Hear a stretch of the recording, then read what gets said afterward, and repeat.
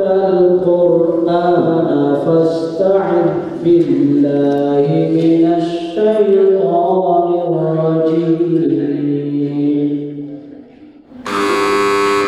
Bismillahirrahmanirrahim. Surah An-Nahl ayat 98 dan surah Al-Isra ayat 45. 100. Tim Fahmil Quran Putri Aceh Tenggara berhasil lolos ke babak semifinal setelah menunjukkan penampilan gemilang dalam babak penyisihan yang berlangsung pada Senin, 3 November 2025.